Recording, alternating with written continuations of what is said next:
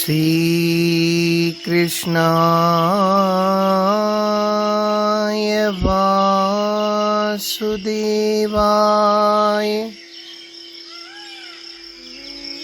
देवकी नंदनाय च नंदगोपकुमाराय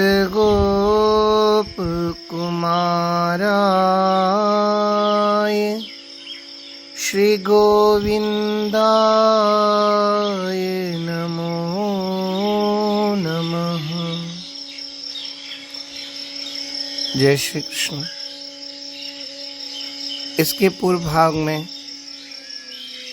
हम लोग श्रवण कर रहे थे श्री ठाकुर जी के 16 पार्षद, जिनके अंतर्गत श्री ठाकुर जी ने इस बात को स्वीकार किया, हे मुनिगण, आपने जो इन्हें शाप दिया ये मेरी ही प्रेरणा से हुआ है। शापो मयेव निमित्तद्रवैत विप्राः। प्रश्न होगा, भगवान ने ऐसी प्रेरणा क्यों करी? प्रथम समाधान, भगवान की योग निद्रा में स्थिर होने पर जय विजय ने भीतर प्रवेश करती ही श्री लक्ष्मी जी को रोका था। तब श्री लक्ष्मी जी ने इन पार्षदों को बहुत समझाया कि तुम लोग हमको और श्री प्रभु को पृथक पृथक समझते हो, ये तुम्हारी भूल है। गिरा अर्थ जल बीच सम कहियत भिन्न न भिन्न। अतः मुझे रोकना उचित नहीं। प्रभु ने जो आज्ञा करी है कि भीतर कोई ना आने पावे, उससे तात्पर्य अन्य लोगों से है, न कि अभिन्न स्वरूपा मुझसे। तब बड़ी मुश्किल से पार्षदों ने श्री लक्ष्मी जी को भीतर जाने दिया। श्री लक्ष्मी जी जाकर प्रभु के चरण कमल पलटने लगी तो प्रभु के श्री अंगों में परम सुकुमारता देखकर संशय में पड़ गई कि प्रभु इतने सुकुमार हैं और ये पार्षद बड़े प्रबल हैं, कहीं ये प्रभु को हराकर मुझ पर अधिकार न कर लें। अधिक प्रीत मन भा संदेहा। जहाँ अधिक प्रेम होता है, संदेह वहीं होता है। श्री लक्ष्मी जी ने प्रभु से इन पार्षदों की शिकायत की और इनको यहाँ से हटाने के लिए कहा। भगवान ने कहा, अभी आप धैर्य धारण करें, क्योंकि यदि मैं अभी अभी इनको यहाँ से हटाता हूँ ना, तो ये कहेंगे कि प्रभु ने अपनी घरवाली का पक्षपात कर लिया। अतः मैं ऐसी युक्ति करूँगा, इनको दंड भी मिल जाएगा और हम दोषी भी नहीं होंगे। तब ठाकुर जी ने ये लीला की। और दूसरा भाव, एक बार श्री लक्ष्मी जी प्रभु की सेवा कर रही थी। ये तो अपने परम सुकोमल कर कमलों से धीरे धीरे चरण दबा रही थी, पर इतने पर भी वैकुंठनाथ कहते हैं धीरे धीरे। यह सुनकर लक्ष्मी जी को शंका हुई, भला मेरे कोमल करार विंदों के मृदुल संस्पर्श को भी ये सहने में असमर्थ हैं, तो दैत्य दानवों से कैसे लड़ते हैं? उनके अस्त्र शस्त्र कैसे सहते हैं? यह देखना चाहिए। सर्वज्ञ सर्वांतर्यामी प्रभु ने तुरंत इनकी मन की बात को जान लिया और विचार करने लगे, श्री लक्ष्मी जी को मेरा बल पराक्रम देखने की इच्छा है।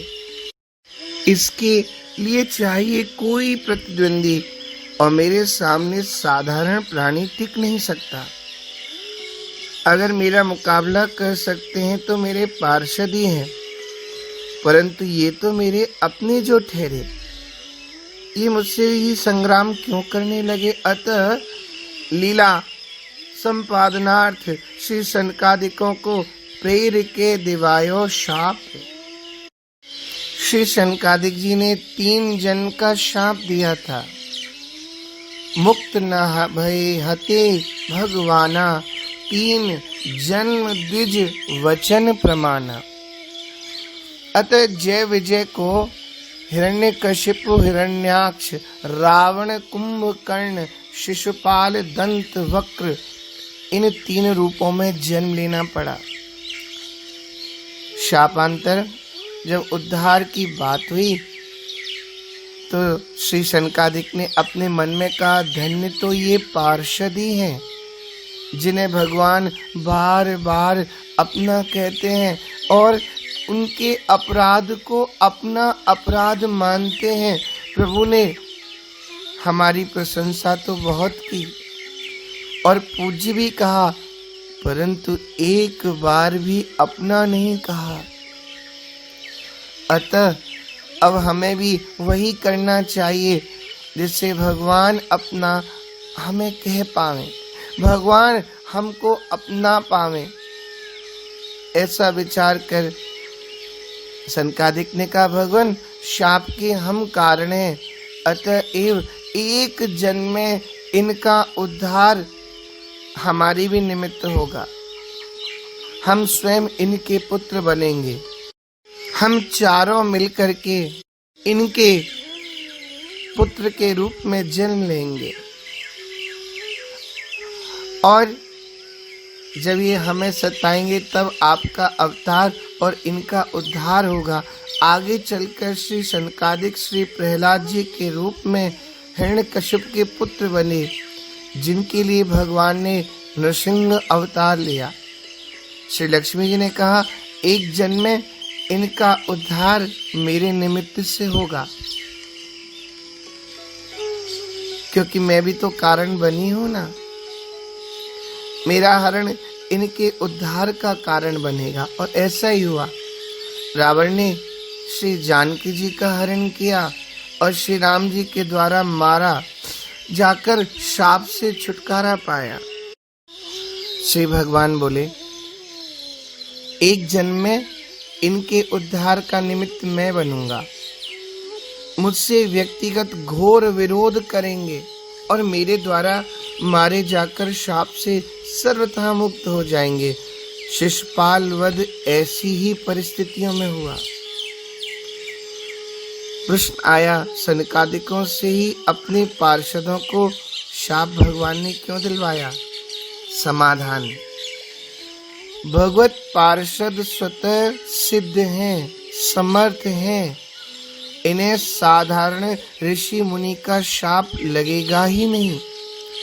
अतः परम सिद्ध परम समर्थ स्वरूप भूत श्री सनकादिकों से शाप दिलवाया। समर्थ पुरुषों को साधारण लोगों का शाप नहीं लगता है। दृष्टांत आता है भृगु जी का। भृगु पत्नी दैत्यों का बहुत पक्ष लेती। उनका अनुचित पक्षपात भगवान को असह्य हो उठा। अतः चक्र सुदर्शन से उनका सिर काट लिया। महर्षि भृगु दुखित होकर भगवान को भी नारी विरह से दुखी होने का शाप दिए। भगवान परम समर्थ हैं, कह दिए हम नहीं स्वीकार करते आपके शाप को। तब लाचार होकर भृगु जी ने बड़ी कठिन तपस्या करके भगवान को प्रसन्न किया और भगवान के वर देने के लिए जब उद्यत होने पर यही वर मांगा, आप हमारे शाप को स्वीकार करें। तब भगवान ने एवमस्तु कहा, गही प्रतिकूलताई जो पे यही मन भाई। श्री सनकादिक जी का शाप सुनकर जय विजय को भी प्रथम तो बड़ा संताप हुआ, परंतु जब ये जाने कि इसमें तो मुख्य प्रभु की इच्छा है, तो वे शाप को भी सुधा सदृशी समझ करके स्वीकार किए। यही वास्तविक सेवक का धर्म है।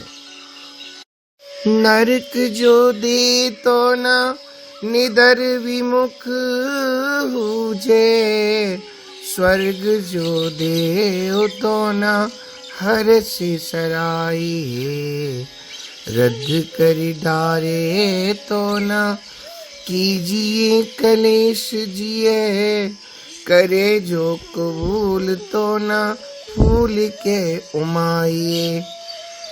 जिहि अंग रंग होए तिहि अंग रंग हुजे, ए दिल सनेही नेह नीके के निभाइए। चित्त क्यों न चाह मरो आप चाह चूल्हे परो, प्रीतम जो चाहे चाह सोई चाह चाहिए, प्रीतम जो चाहे चाह सोई चाह चाहिए। जो प्रीतम चाहे, ठाकुर चाहे, वही चाह हमको चाहनी चाहिए। एक बड़ा सुंदर दृष्टांत संत देते हैं राजा के सेवक का।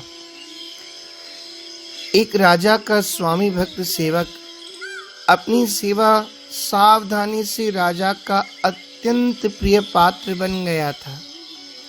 राजा उससे हमेशा संग संग रखते, बड़ा प्रेम करते, जो स्वयं खाते उससे भी वही खिलाते। इस प्रकार दोनों का परस्पर मधुर भाव था। एक दिन राजा ककड़ी खा रहे थे, संयोग से वह कड़वी निकली। उन्होंने सेवक के हाथ में उसे दे दिया। सेवक ने बड़े प्रेम से उसे वैसे ही खाया, पहले जैसे राजा के हाथ से मिली मिठाइयां खाता था। राजा ने विस्मित होकर पूछा, तुमको ये ककड़ी कड़वी नहीं लगी? तुमने उसे फेंक क्यों नहीं दिया? तब सेवक ने हाथ जोड़कर कहा, यही नित्य लड़ाए खवाए, पिवाए दियो सुख सर्व स्नेह बढ़ाई, अरु दूर किए दुख द्वंद सबे, हरि लीन अशेष कुरोग खटाई। महिनाथ सनाथ कियो सब ही, विधि जाय न वर्णि कृपा बहुताई, अस ईश रजाए रहे प्रतिकूल, तब अनुकूल ही जानो भाई। सुनकर राजा बड़ा प्रसन्न हुआ और तुरंत बोला, आज तुमने मुझे ये उपदेश दिया, जो परमात्मा हमें नित्य अनेक प्रकार का सुख देता है, उसी के हाथ से भी कभी दुख भी आवे तो उस दुख को प्रसन्नता पूर्वक भोग लेना चाहिए। मंगल भवन अमंगल हारे। यही तुम कहना चाह रहे थे कि इतना मैं तुम्हें सुंदर सब खिलाता था और मान लो आज एक कड़वी ककड़ी तुम्हें दे दी तो तुमने उसे प्रसन्नता पूर्वक ग्रहण कर लिया। प्रत्येक विधान को मंगल में ही मानना चाहिए भगवान के को। उस दिन से राजा उस सेवक को और अधिक प्रेम करने लगे। वही सेवक संत लुकमान के नाम से प्रसिद्ध हुए, ये ऐसा वर्णन मिलता है। उसी प्रकार से ये भगवत पार्षद और भी श्री हरि वल्लभ हो गए, भगवान के प्यारे हो गए। याते रीति हद गाई, सदा सर्वदा अनुकूल भाव से सेवा करने वाले भगवत पार्षदों ने स्वामी की इच्छा विचार कर सहर्ष प्रतिकूल भाव को भी अंगीकार कर लिया। ये आज्ञा पालन रूप रीति की सीमा है। हरिलोक निवास कहाँ, हरि के संग लंक निशाचर संग कहाँ, सुख दिव्य सुभोग कहाँ, प्रभु धाम के भक्ष अभक्ष अभंग कहाँ, नित्य ब्रह्म आनंद कहाँ तह के, यह द्वेष कुराग क्रोधंग कहाँ, हरि आयस जाने सुमान लियो, अस प्रीति की रीत को रंग कहाँ। हरि वल्लभ सब प्रार्थो, जिन चरण रेणु आशा धरी, कमला गरुण सुनंद आदि, षोडश प्रभु पद रति, हनुमंत जामवंत सुग्रीव, विभीषण शबरी खगपति, ध्रुव उद्धव अम्बरीश विदुर, अक्रूर सुदामा, चंद्रहास चित्रकेतु ग्राह गज, पांडव नामा, कौशारव कुंती वधू, पट एचत लज्जा हरि, हरि वल्लभ सब प्रार्थो, जिन चरण रेणु आशा धरी, हरि वल्लभ सब प्रार्थो, जिन चरण रेणु आशा धरी। भावार्थ। श्री लक्ष्मी जी, गरुण जी, सुनंद आदि 16 पार्षद, श्री हनुमान जी, श्री जामवान जी, श्री सुग्रीव जी, श्री विभीषण जी, श्री खगपति जटायु जी, ध्रुव जी, उद्धव जी, अम्बरीश जी, विदुर जी, अक्रूर जी, सुदामा जी, चंद्रहास जी, चित्रकेतु जी, गजेंद्र, ग्राह, पांडव यानी युधिष्ठिर, भीमसेन, अर्जुन, नकुल, सहदेव, कुंती जी और द्रौपदी जी, जिनकी लज्जा दुशासन के वस्त्र खींचते समय भगवान ने रखी, इन सब की प्रभु के चरण कमलों में प्रीति है। इन हरि के प्यारे भक्तों की मैं प्रार्थना करता हूँ। इनकी चरणों की रज को प्राप्त करने की आशा मन में धारणा की है। हरि वल्लभ प्राणी मात्र के वल्लभ अर्थात अत्यंत प्रिय भगवान है। हरि वल्लभ का अर्थ, अस को जीव जंतु जग माही, जेई रघुनाथ प्राण प्रिय नाही। नारद जानेऊ नाम प्रतापु, जग प्रिय हरि हरि हर प्रिय आपु। आदि ऐसे श्री हरि के वल्लभ प्रियतम हरि भक्त, जैसे शबरी से नवदा भक्ति का वर्णन करके श्री राम जी कहते हैं, नवमौ एकौ जिनके होई, नारी पुरुष सचराचर कोई। सो अतिशय प्रिय भामिनी मोरे, सकल प्रकार भगति दृढ़ तोरे।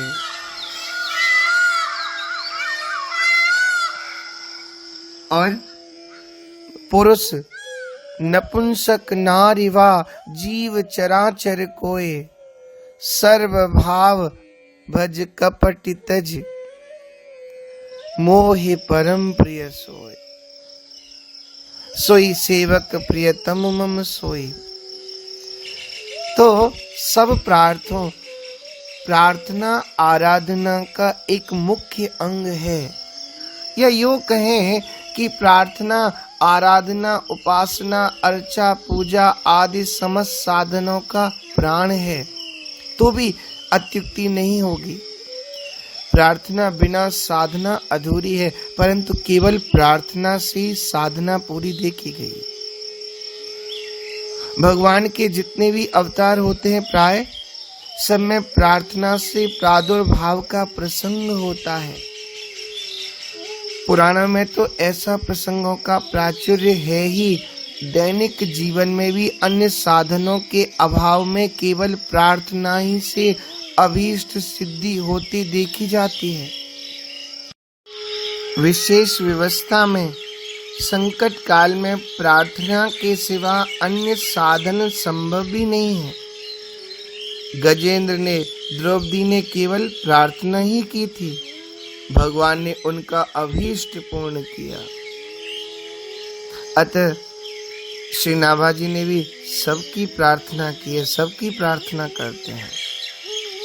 जिन चरण रेणु आशा धरी, जिस भक्ति के कारण भक्त भगवान के वल्लभ बन जाते हैं, वह भक्ति भक्तों के चरण रज के सेवन से प्राप्त होती है। रहुगण से वर्णन है ना भरत जी का, रहो गणित तपसा नयाति, न चेज्यया निर्वपणाद् गृहाद्वा, न छन्दसा नैव जलाग्निसूर्ये, विना महत्पादिरजोभिषेकम्। श्रीमद् भागवत का वाक्य है, हे रहुगण, महापुरुषों के चरणों की धूल से अपने को नहलाए बिना केवल तप, यज्ञादि, वैदिक कर्म, अन्नादि के दान, अतिथि सेवा, दीन सेवा आदि गृहस्थोचित धर्मानुष्ठान, वेदाध्ययन अथवा जल, अग्नि या सूर्य की उपासना आदि किसी भी साधन से वह भगवत भक्ति प्राप्त नहीं हो सकती। पूज्य गोवर्धन वाले बाबा, हम दर्शन करते थे, जिनको सब पंडित जी कहकर संबोधन करते थे, हम लोग नाम नहीं लेते, वो रज का ही तिलक लगाते थे। इतना इस रज का प्रभाव। नैषामतिस्तावदुरुक्रमाङ्घ्रि स्पर्शत्यनर्थापगमो यदर्थः, महीयशां पादरजोभिषेकं निष्किंचनानां न वृणीत यावत्। जो लोग अकिंचन भगवत प्रेमी महात्माओं के चरणों की धूल में स्नान नहीं कर लेते, उन लोगों की बुद्धि वैदिक कर्मों का पूरा पूरा अनुष्ठान करने पर भी जन्म मृत्यु रूप अनर्थ का सर्वथा नाश करने वाले भगवान के चरण कमलों का स्पर्श नहीं कर सकती। और यही कारण है कि उद्धव जी जैसे सरीखे परम ज्ञानवान भी परम भागवती ब्रज देवियों के चरण रज की अभिलाषा करते हैं। आशा महो चरण रेणु जुसाम श्याम, वृंदावने किमपि गुल्मलतौषधीनाम्, या दुस्त्यजं स्वजनमार्यपथं च हित्वा, भेजिर्मुकुन्द पदवीं श्रुतिभिर्विमुक्त्याम्। मेरे लिए तो सबसे अच्छी बात ये होगी, मैं वृंदावन धाम में कोई झाड़ी लता अथवा औषधि जड़ी बूटी ही बन जाऊं। यदि मैं ऐसा बन जाऊंगा, मुझे इन ब्रजांगनाओं की चरण धूलि निरंतर सेवन करने को मिलेगी। इनके चरण रज में स्नान करके मैं धन्य हो जाऊंगा। धन्य है ये गोपियां, देखो तो सही, जिनको छोड़ना अत्यंत कठिन है। उन स्वजन संबंधियों तथा लोक वेद की आर्य मर्यादाओं का परित्याग करके इन्होंने भगवान की पदवी, उनके साथ तन्मयता, उनका परम प्रेम प्राप्त कर लिया। औरों की तो बात ही क्या है। भगवत वाणी उनकी निश्वास रूपा समस्त श्रुतियां उपनिषदें भी अब तक भगवान के परम प्रेम में स्वरूप को ढूंढती ही रहती हैं, प्राप्त नहीं कर पाती। औरों की तो बात ही क्या है, स्वयं भगवान भी भक्तों की चरण रज के लिए लालायित रहते हैं। निरपेक्षम मुनिम शांतम निर्वैरम समदर्शनम अनुव्रजाम्यहम नित्यम पूयेत्यंघ्रिरेणुभिः।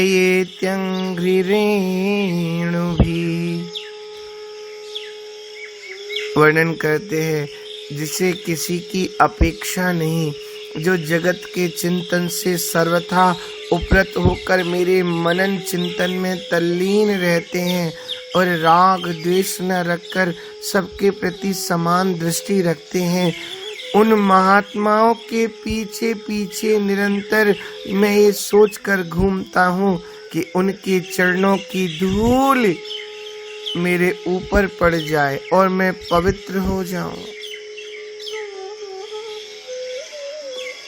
श्री नाभा जी कहते हैं, जिन चरण रेणु आसाधारी, हरि के ये वल्लभ हैं दुर्लभ भुवन माज, तिन्ही की पद रेणु आशा जिय करी है। योगी यति तपीतासो मेरो कछु काज नाही, प्रीति परितीति रीति मेरी मति हरी है। कमला गरुण जाम्बवान सुग्रीव आदि सबै स्वाद, रूप कथा पोथिन में धरी है। प्रभु सो सच्चाई जग कीरत चलाई अति, मेरे मन भाई सुखदाई रस भरी है। मेरे मन भाई सुखदाई रस भरी है। जो भगवान के प्यारे भक्त हैं वे 14 भुवनों में दुर्लभ हैं। मैंने उन्हीं के चरण रेणु को प्राप्त करने की आशा की है। भक्तिहीन जो कोरे योगी सन्यासी और तपस्वी हैं, उन लोगों से मेरा कुछ भी प्रयोजन नहीं है। भक्तों की प्रीति विश्वास और उपासना की रीति ने मेरी बुद्धि को अपनी ओर खींच लिया है।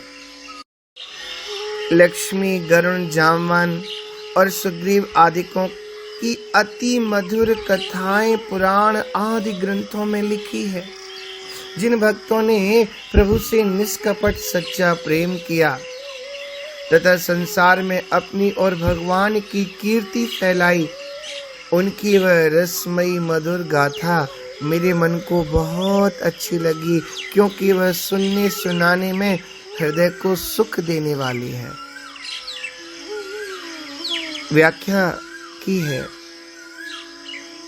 हरि के भुवन माज भगवान को जो प्यारे हैं ऐसे महाभागवत सुदुर्लभ होते हैं। मुक्तानाम अपि सिद्धानाम नारायण परायणः सुदुर्लभः प्रशांतात्मा कोटिस्वपि महामुनि। ही महामुनि, करोड़ों जीवन मुक्तों तथा परम सिद्धों में भी परम शांत चित्त वाला श्री नारायण परायण भक्त अत्यंत दुर्लभ है। गिरो गिरो न माणिक्यम मौक्तिकम न गजे गजे, साधवो नहीं सर्वत्र चंदनम न वने वने। सभी पर्वतों में माणिक्य नहीं होते, सभी हाथियों में मुक्ता नहीं होती, सभी वनों में चंदन नहीं होता और सर्वत्र साधु नहीं होते।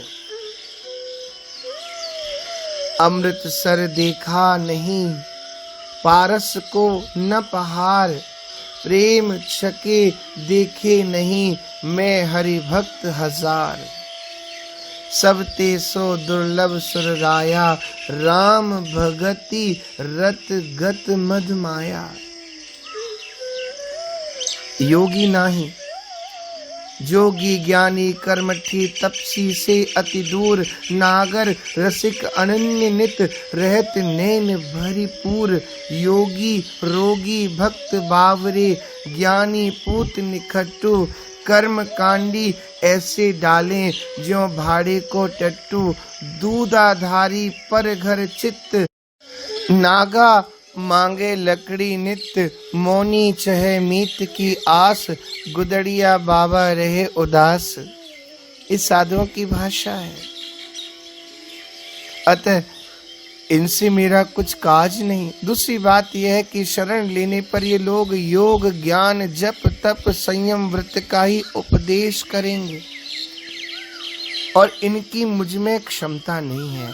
तीसरे, यदि जैसे तैसे कर भी सकूं तो इन साधनों से दैन्य जो भगवान को प्रिय है वह न होकर अभिमान जिससे भगवान को चिढ़ है वह सहज हो जाता है। संत एक दृष्टांत देते हैं। एक तपस्वी वन में निवास करते हुए कठिन तप करते थे। जाड़े के दिनों में जल शयन, गर्मी में पंचाग्नि, वर्षा में खुले आकाश के नीचे रहकर बूंद आघात सहन, इस प्रकार का कठोर साधन करते करते कई हजार वर्ष बीत गए। जिस पाषाण पर बैठकर ध्यान करते थे वह पाषाण घिस गया, पत्थर घिस गया। जहाँ योगासन आदि करते वहाँ की शिला में अंगों की गतिविधि के अनुसार गड्ढे हो गए थे। करुणा वरुणालय भगवान उनकी इस तितिक्षा पर द्रवित होकर दर्शन देने आए, वरदान देने आए। तपस्वी ने भगवान का दर्शन किया, दंडवत प्रणाम आदि शिष्टाचार किए। तदंतर भगवान ने कहा, तपस्वी जी, मैं आपके तप से द्रवीभूत होकर यहाँ आया हूँ। आप जो चाहें वो वर मुझसे मांग लीजिए। तपस्वी ने कहा, समझी नहीं हरि गिरा निगूढ़ा। अपनी तपस्या का अभिमान हो आया कि मेरे तपोबल से भगवान भी खिंचकर आ गए और वर देने की सिफारिश कर रहे हैं। अतः अकड़ कर बोले, मांगना क्या है? मेरी साधना का हिसाब कर लीजिए। आप तो जानते ही हैं मैंने इतने हजार वर्ष तप किया है। यह कहकर तपस्वी ने भगवान की कृपा की अवज्ञा की। भगवान हंस गए इनके इस अभिमान और इनकी अज्ञता पर। सच तो ये है जैसे उदार चेता कृपालु स्वामी कभी कभी सेवक के साधारण कार्य पर भी संतुष्ट होकर बड़ा से बड़ा पुरस्कार दे देते हैं। इसमें गौरव का कार्य नहीं, स्वामी के सद्गुणों का एक भाव होता है। यही हाल भगवान का भी है। परंतु इनके गर्व को देखकर भगवान ने कहा, तपस्वी जी, आज मैं आपका हिसाब किताब तो नहीं लाया हूँ। वैसे आपका प्रतिदिन का लेखा जोखा मेरे पास है, मैं कल लेकर के आऊँगा। ऐसा कहकर भगवान अंतर्धान हो गए। उन्होंने ऐसी माया रची कि सहसा अत्यंत ताप बढ़ा। जंगल के समस्त जल स्रोत नदी नाले सूख गए, वृक्ष झुलस गए, फल फूल का नाम नहीं रह गया। जल के बिना तपस्वी जी के प्राण कंठगत होने लगे, धैर्य छूट गया। उसी समय भगवान वेश बदलकर एक घड़ा ठंडा पानी लेकर उसी मार्ग से निकले। तपस्वी की तृषार्त आंखों ने जीवन धारा को देखा। तपस्वी जी के मुंह से बोल तो निकला ही नहीं था। हाथ के संकेत से समीप बुलाकर जल पिलाने को कहा। भगवान ने प्रथम तो आनाकानी करी। मैं अपने आदमियों यानी भक्तों के लिए जल लेकर के जा रहा हूँ, तुम्हें कैसे पिलाऊं? परंतु तपस्वी के अधिक आग्रह करने पर प्रभु ने कहा, बाबा जी, आपने बहुत तप किया है। बोले, जल पी लोगे तो मुझे क्या दोगे? तपस्वी ने कहा, मेरे प्राण बचाओ, मैं अपनी आधी तपस्या तुमको दे दूंगा। भगवान ने जल पिलाया। लगभग आधा घड़ा जल पी गए, आधी तपस्या गई। दूसरे दिन प्रभु पुनः अपने रूप में उपस्थित हुए। पूर्ववत दंडवत प्रणामोपरांत तपस्वी जी बोले, क्यों महाराज, मेरा हिसाब लाए? भगवान ने कहा, लाया हूं। आपने आधे घड़े जल में अपनी आधी तपस्या दे दी, तो पूरे घड़े जल में पूरी तपस्या ही दे दोगे ना, सो मैं आपके आधे तप का फल आधा घड़ा जल देने के लिए तैयार हूं। परंतु पहले तुम अब मेरा हिसाब दे लो, तब मैं तुम्हारा चुकाऊंगा। जीवन पर्यंत तुमने मेरा जल पिया है, स्नान किया है, मेरी पृथ्वी पर आप सोए हो, मेरे फल फूल खाए हैं, मेरे ही चंद्रमा और सूर्य के प्रकाश में पले हो, मेरी वायु में श्वास लिया है। अब तपस्वी जी की अकल ठिकाने हुई, लगे कांपने। उधर प्रभु खड़े हुए, हरि जैसे को तैसा, खुरपी टेढ़ा वैसा। बोले, मेरे हिसाब चुकाओ, नहीं तो नरक के लिए प्रस्तुत हो जाओ। तपस्वी जी त्राहि त्राहि करते चरणों में गिर करके कृपा की भीख मांगने लगे। भगवान ने कहा, मूर्ख, मैं तो कृपा करनी आया था, परंतु तूने मेरी अहेतु की कृपा को अपनी तपस्या का चमत्कार समझा। फिर प्रभु ने कृपा करके तपस्वी जी को भक्ति दान की। योगी काज नहीं का एक हेतु स्वयं भी बताते हैं। प्रीति परतीति रीत मेरी मति हरि है। प्रीतम तो प्रीति से प्रसन्न होते हैं, सदा मिलते हैं, सदा सदा के लिए अपने हो जाते हैं। प्रीतम प्रीति ही ते पे है, गोविंद स्वामी का वाक्य है, जिनका प्रसंग हम लोग श्रवण कर चुके। अतः भगवान से प्रीति करते रहते हैं, यथा ब्रजदीपियों की प्रीति। मीन की प्रीति जथा जल में, और मोर की है घन माल में जैसी। प्रीत दया कर की कर में, फण की मणि ज्योति विशाल में जैसी। प्रीत बिहारी चकोरन की, छनदापति के छवि जाल में जैसी। नहीं विचार के नीके लखो, ब्रज गोपिन प्रीति गोपाल में तैसी। तोक पहरावो पाव बेरी ले भरावो, गाड़े बंधन बधावो, ओ खिंचावो कांची खाल सो। विसले पे आओ तापे मूठौ चलाओ, माझी धार में डुबाओ, बांधी पाथर कमाल सो। बिच्छू ले बिछाओ तापे मोई ले सुलाओ, फिर आग भी लगाओ, बांधी कापर दुसाल सो। गिर से गिराओ काली नाग से डसाओ, हाहा प्रीति न छुड़ाओ, गिरधारी नंद लाल सो।